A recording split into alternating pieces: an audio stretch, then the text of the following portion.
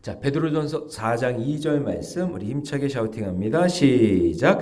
그 후로는 다시 사람의 정욕을 따르지 않고 하나님의 뜻을 따라 육체의 남은 때를 살게 하려 함이라. 그 후로는 다시 사람의 정욕을 따르지 않고 하나님의 뜻을 따라 육체의 남은 때를 살게 하려 함이라. 그 후로는 다시 사람의 정욕을 따르지 않고 하나님의 뜻을 따라 육체의 남은 때를 살게 하려 함이라. 베드로전서 4장 2절 말씀. 아멘.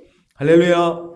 네, 오늘 함께 읽을 귀한 말씀을 가지고 하나님의 뜻을 따라 사는 인생, 하나님의 뜻을 따라 사는 인생이란 제목으로 하나님 말씀 함께 나누겠습니다. 자, 베드로전서의 배경은 이제 고난과 박해가 극심한 때에 쓰여진 책이라 그랬죠. 예, 그래서 로마의 압제 속에서 있을 때 예수 믿는 사람들이 고통과 아픔을 당했어요. 그런데 로마 사람들은 역으로 그렇게 고통과 박해를 당하는데도 예수를 믿겠다고, 하나님을 예배하겠다고, 그걸 끝까지 포기하지 않는 예수 믿는 사람들을 보면서 도리어 로마 사람들이 볼 때는 이야, 저렇게 독한 사람들이 있냐? 이야, 저렇게 그냥 독종들이 있나? 막 그렇게 생각을 했다는 거죠. 이 당시에 이 로마 식민 정책 중에 하나가 뭐였냐면, 너희들 신앙생활 다 해라. 너희들이 섬기는 그 신에게 예배하고 하는 거 다 해라. 그런데 단 하루만 로마 황제에게 숭배하고 절하는 거, 그거 한 번만 해주면 안 되겠니? 이렇게 된 거예요. 그 로마 사람들이 너희들이 믿는 하나님, 예수님 그거 다 믿고 그렇게 살아가는 거 괜찮은데 365일 1년 중에 하루만 로마 황제에게 절하고 그렇게 섬기면 안 되겠니? 어떻게 생각해요, 여러분? 단 하루. 네, 복잡해지죠? 네. 그것만 해주면 내가 너희들한테 아무것도 바랄 게 없다. 이렇게 얘기를 한 거예요. 그러니까 여러분 보세요. 로마 입장에서 식민지 사람들에게 상당히 배려한 거 아니에요? 그냥 무조건 숭배해라. 그렇게 한 게 아니라, 강요한 게 아니라 단 하루만 황제 숭배를 해라. 그렇게 얘기했는데, 근데 그것조차도 거부한 사람들이 누구냐면 초대교회 성도들이에요. 안 했단 말이에요.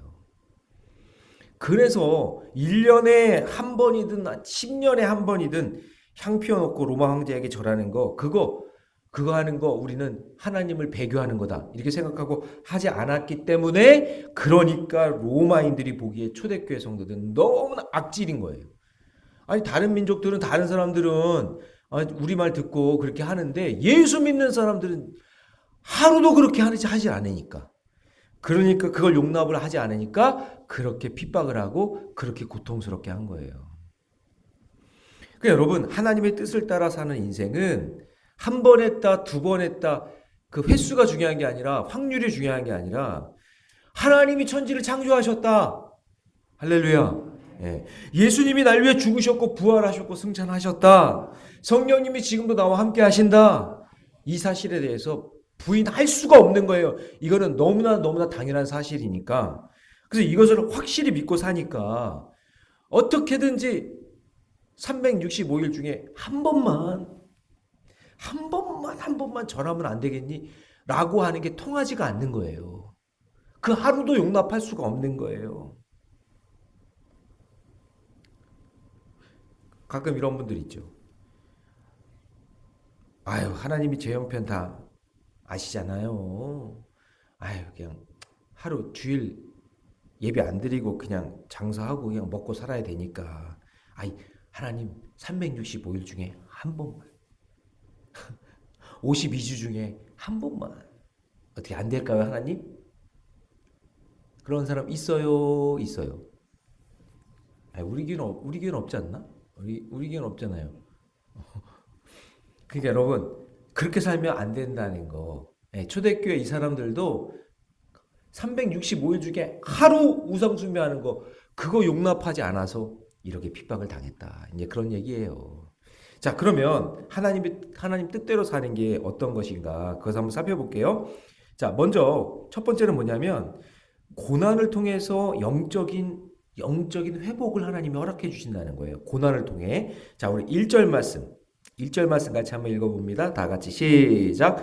그리스도께서 이미 육체의 고난을 받으셨으니 너희도 같은 마음으로 갑옷을 삼으라. 이는 육체의 고난을 받은 자는 죄를 그쳤음이니. 자, 여러분, 그리스도께서 이미 육체의 고난을 받으셨으니 라는 이야기는 십자가 고난을 통해 구원을 이루신 이 일은 역사적인 분명한 사실이다. 이 사실에 대해서 너희는 같은 마음으로 이것을 갑옷 삼아라. 갑옷이라는 건 뭐예요? 여러분, 전쟁 나갈 때 갑옷을 입는 이유는 뭐죠? 갑옷을 입는 이유가 뭐야? 전쟁할 때 적이 날 공격할 때 그 갑옷을 입고 있어야 내가 보호받을 거 아니에요. 그래서 입는 거죠? 그러니까 이 갑옷이 나를 보호하는 건데 예수님이 날 위해 십자가에서 죽으셨다는 그 사실을 믿는 것 자체가 내가 갑옷을 입고 산다는 거라는 의미예요. 그러니까 이 갑옷은 필수적인 것이기 때문에 십자가의 고난을 받은 그것을 내 마음에 품고 그것을 믿고 이 세상을 살아가야 내가 갑옷을 입는 것처럼 안전하게 살 수 있다라는 그런 얘기예요. 그 다음에 보니까 뒤에 육체의 고난을 받은 자는 죄를 그쳤음이니 라고 되어 있죠. 여러분, 인간은 보세요. 가만히 있어도 죄를 짓죠. 근데 여러분, 돈 많고 시간 많으면 죄를 더 많이 져요. 네? 한번 잘 생각해 보세요. 가만히 있어도 죄를 짓잖아요. 가만히 있어도 죄를 짓는데 돈 많고 시간 많으면 죄를 더 많이 져요. 그렇잖아요. 그렇기 때문에 여러분 기억해야 될 게 뭐냐면 우리 인생의 길에서 예수 그리스도라는 십자가, 그분의 그 십자가의 갑옷을 내가 입지 않고 살면 언제 어디서 우리를 유혹하고 우리를 쓰러뜨리는 공격이 언제나 있기 때문에 그 1절 앞부분에 그리스도께서 이미 육체의 고난을, 십자가의 고난을 받으셨다는 그 사실을, 나의 죄의 문제를 해결해 주셨다는 그 사실을 갑옷처럼 입고 이 세상을 살아가야 마귀의 공격에 이길 수 있다, 그런 얘기예요. 그러니까 이 초대교회 이 성도들은 예수님이 십자가 고난을 갑옷처럼 입고 어떠한 유혹과 어떠한 회유와 어떠한 일들이 막 오면서 365일 중에 한 번이라도 전하면 안 되겠니? 라는 그런 말에도 속아 넘어가지 않고 끝까지 믿음을 지키고 육체의 고난을 받는 자는 죄를 그쳤습니다. 나의 이 죄의 문제를 해결하기 위해서 그렇게 살아갔다, 그런 얘기예요. 그러니까 여러분, 고난이 왔을 때 우리가 다시 한번 몸을 이렇게 추스리잖아요.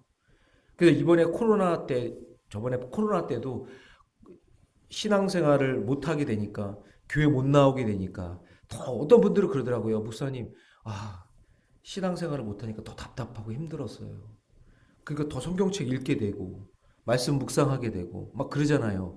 그런 것처럼 그 고난과 어려움 앞에서 내가 믿음을 잃어버리지 않으려고 그냥 몸부림치면서 믿음의 길을 사는 거예요. 그게 초대교회 모습 속에 있었다라는 거죠. 자, 그러면서 고난 이후에 주실 선물을 말씀하시는데요. 우리 2절 말씀 같이 있습니다. 시작. 그 후로는 다시 사람의 정욕을 따르지 않고 하나님의 뜻을 따라 육체의 남은 때를 살려하려 함이라. 그러니까 다시 사람의 정욕을 따르지 않고, 이 말은 뭐예요? 고난 후에는 내 정욕대로 사는 것이 이제 부질없음을 깨닫게 되고, 그 다음에 이제 내 뜻이 아니라 하나님의 뜻을 이루며 살아가게 된다라는 것이죠. 그래서 고난을 통해서 우리의 마음을 정화시켜 주시고 변화시켜 주신다는 거죠. 때로는 우리 인생에 고난이 없을 수 없잖아요. 어떻게든 고난이 오잖아요. 근데 그 고난을 어떻게 해석하느냐? 그게 중요해요. 고통스럽네. 하나님 나한테 왜 이런 고난을 줬어? 그게 아니라 하나님께서 뭔가 지금 나를 궤도를 수정하거나 아니면 바른 길을 가기 위해서 그 고통과 고난을 주실 때가 있어요. 그래서 더 하나님께 집중하라고. 내 뜻보다 하나님의 뜻이 더 중요하구나. 이거를 깨닫게 하시려고 하나님 말씀대로 순종하는 인생의 길을 걷게 하신다라는 거죠. 그래서 고난이 오면 감사한 이유가 다시 하나님의 뜻을 바로 잡으라고 하시는 사인이구나. 여러분, 이렇게 한번 생각해 보세요. 내 인생에 고난이 딱 왔을 때, 그래, 지금 이 힘든 인생을 하나님만 의지해야 되는구나. 하나님만 바라봐야 되는구나. 내 남은 인생은 하나님의 뜻을 위해 살려고 하나님께서 이렇게 기회를 주시는구나. 이렇게 생각을 하면서 가야지. 힘들어 죽겠네. 또 힘드네. 아프네. 이런 고난에 자꾸 휘말리면 안 되고 그 고난을 주시는 이유를 깨닫고 다시 일어나 하나님이 원하시는 그 믿음의 길을 걸어가시기 바랍니다. 하나님, 지난날 정말 더럽고 추하게 살았는데, 하나님 제 마음대로 살았던 인생이었는데 이제 다시금 신앙의 길로 들어오게 해주셔서 감사합니다. 이제 이 신앙 버릴 수 없으니 어떤 박해와 핍박이 와도 하나님, 저는 버리지 않겠습니다. 그러면서 자 보세요. 3절 같이 있습니다. 다 같이 시작. 너희가 음란과 정욕과 술 취함과 방탕과 향락과 무법한 우상 숭배를 하여 이방인의 뜻을 따라 행한 것은 지나간 때로 족하도다. 자, 여기 밑줄을 치셔야 돼요. 지나간 때로 족하도다. 이게 뭐예요? 고난받기 전에는 죄가 죄인지 몰랐으나, 고난받기 전에는 그냥 음란하게 살고 막 정욕에 막 그냥 물들고 그냥 세상의 향락과 무법한 그런 것에 우상 숭배하면서 막 살았는데, 고난을 딱 당하고 나니까 이게 죄라는 걸 깨닫게 된 거죠.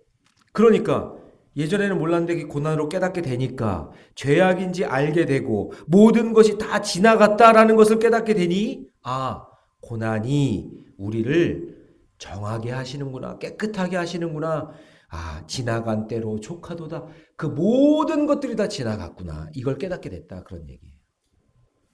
자, 그럼 적용 질문 드립니다. 지금 내가 겪는 고난을 통해 하나님께서 끊어내시려는 죄의 습관과 다시 세우시려는 하나님의 뜻은 무엇입니까? 여러분, 이유 없이 하나님이 아픔과 고난을 주시지 않아요. 우리가 임신을 하면 진통이 오고 고통이 오잖아요. 그것은 반드시 생명을 탄생하기 위해 주시는 고통이잖아요. 우리 인생도 마찬가지예요. 지금 괜히 아픔과 어려움을 주시는 게 아니에요. 이거를 어떻게 해석하고 어떻게 바라보느냐. 그래서 우리가 기도가 필요한 거예요.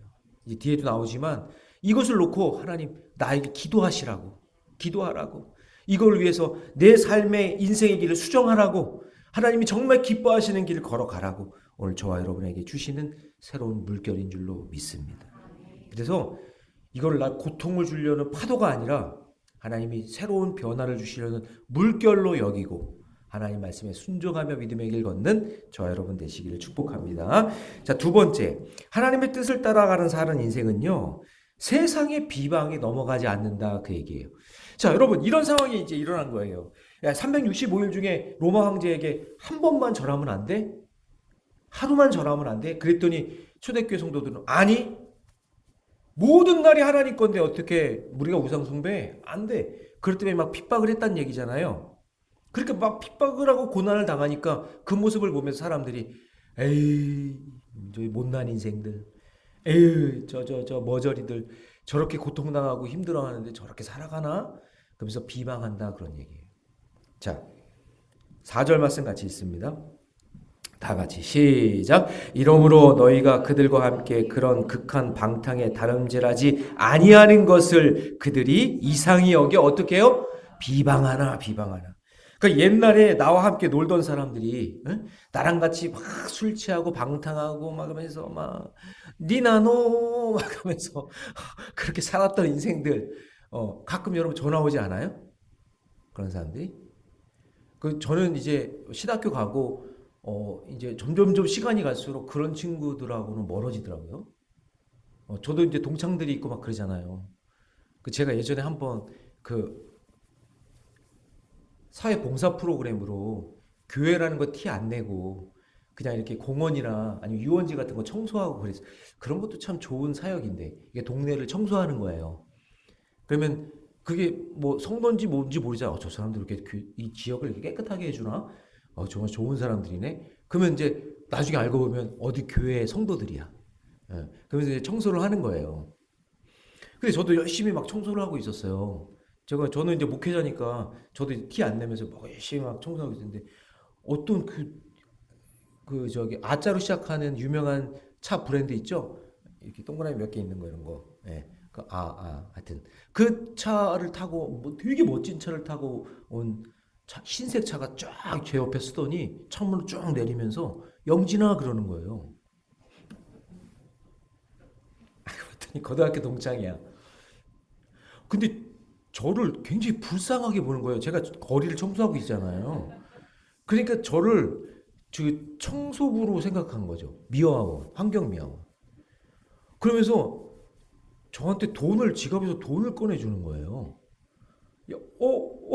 저도 그냥 너무나 어이가 반갑기도 한데 좀 어이가 없어서 이렇게 하고 지나가는데 옆에 이제 누가 있더라고요. 근데 하여튼 뭐 그래서 더 이상 많은 얘기를 못 하고 그래 아무개 또 연락하자. 그래서 저는 얼굴길에 주는 돈 받고 그래서 이렇게 지나갔어. 아니 돈 주는데 그 받아야지. 그 또 성의가 있잖아요. 주는 돈인데. 그래서 이제 지나갔거든요. 근데 그 친구가 나중에 다시 저좀 갔다가 저도 이제 청소를 하면서 이렇게 내려오는데 유턴해가지고 다시 오더니 야, 너 오늘 나 못 본 걸로 해라 그러는 거예요. 그 친구가. 자기를 못 본 걸로 하네요. 그래서 왜 그랬더니 알고 봤더니 제가 불륜 현장에 있었던 거야. 다른 여자랑 온 거야. 그 친구 다시는 연락 안 하는데 제가 변명을 하지 않았어요. 내가 뭐 목회자로서 지금 전도하려고 여기 온 거야. 뭐 그런 얘기는 하지 않았지만 제가 볼 때는 그 친구는 저를 불쌍하게 봤는지 모르겠지만 제가 볼 땐 그 친구가 불쌍한 인생이에요. 무슨 말씀인지 아시겠죠? 그러니까 여러분 우리가 예수 믿고 살면 어쩔 수가 없어요. 세상 사람들과 똑같이 살 수가 없는 거예요. 그 사람들은 그게 즐기는 거예요. 그게 자기 돈 있고 능력 있고 제가 그랬잖아요. 돈 있고 시간 많으면 뭐만 한다고요? 죄만 진다니까요. 하나님 안 믿고 예수님 안 믿고 그냥 돈 많고 시간만 많으면 죄만 짓고 사는 거예요. 근데 그게 죄인지도 몰라. 그렇게 살아가요. 그러니까 우리와 그 사람들은 같이 할 수 없잖아요. 그러니까 그런 사람들이 우리 볼 때는 에이 이제 바보들 즐기지도 못하고 이 새벽에 나와서 또 예배드리고 또 예배드리고 또 예배드리고 그렇게 생각한단 말이에요. 비방한다 그런 얘기예요. 그런데 보세요.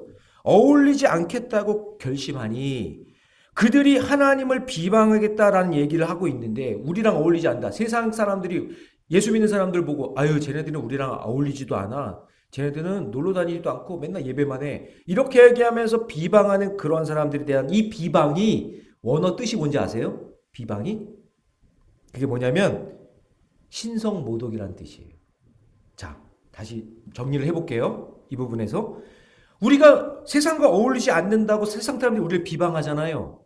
그거는 뭐 하는 거냐면 그들이 누구를 비방하는 거예요? 하나님을 비방하는 거예요. 이 비방이란 단어가 신성모독이라고요. 그러니까 여러분 흔들리지 마세요. 응? 예수 믿고 믿음으로 살고 세상 친구들과 비교당하면서 왜 너는 그렇게 사니 재미없게 사니 왜 그렇게 너는 교회에 미쳐서 신앙에 미쳐서 그렇게 살아가니라고 비방하고 손가락질해도 우리는 거기에 동조하지 마세요. 여러분 거기에 동조하면 우리도 하나님을 비방하는 거예요. 흔들리지 말고 내 믿음의 길 걷는 거예요. 세상이 줄 수 없는 기쁨과 감사를 누리며 믿음의 길, 순전한 그 믿음의 길을 아멘 하면서 걸어가는 거예요. 그러면 하나님께서 그것을 통해 주시는 그 기쁨과 감사가 넘쳐날 줄로 믿습니다.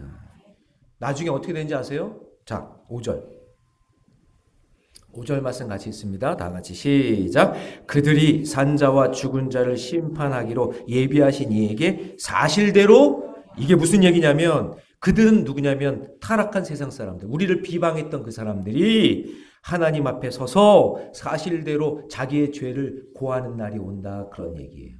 자, 그러니까 우리가 그런 사람들을 미워하거나 우리도 똑같이 막 비판할 그런 상황이 아니라 우리 수요일에도 얘기했지만 모든 것은 누구에게 맡기면 돼요? 하나님께 맡기면 돼요. 너가 예수 믿고 믿음 생활 잘하면서 하나님의 영광으로 살았구나 그렇게 칭찬받는 날이 오고 우리를 비방하고 우리를 힘들게 했던 그 사람들은 내가 심판하지 않아도 누가 심판하시는 거예요? 하나님이 심판하시는 날이 온다. 그러니까 기죽지 말고 그냥 믿음의 길 걷는 거예요. 그렇게 사는 거예요. 예수 믿는 사람은 그렇게 살 때 하나님께서 복을 주시고 믿음의 길에서 축복해 주실 줄 믿습니다. 그러니 여러분 예수 믿는 것 그렇게 어려운데 예수 믿는 것 때문에 나는 이것도 못 즐기고 저것도 못 즐기고 사업이 바쁘면 예배 빠질 수도 있지. 여행 가고 막 놀러 다녀도 되지. 나중에 온라인 예배 드리면 되잖아. 왜 내 삶을 이래라 저래라 해. 여러분 그런 거에 신경 쓰지 마시고 우리는 그냥 예수 믿는 그 기쁨을 누리며 하나님 예배하며 사시기 바랍니다. 적용 질문 드립니다. 세상의 비방과 손해 앞에서 나는 여전히 예수님을 삶의 주인으로 선택하고 있습니까? 예, 여러분 아멘. 선택하고 믿음의 길 걷습니다. 그렇게 고백할 수 있는 저와 여러분 되시기를 축복합니다.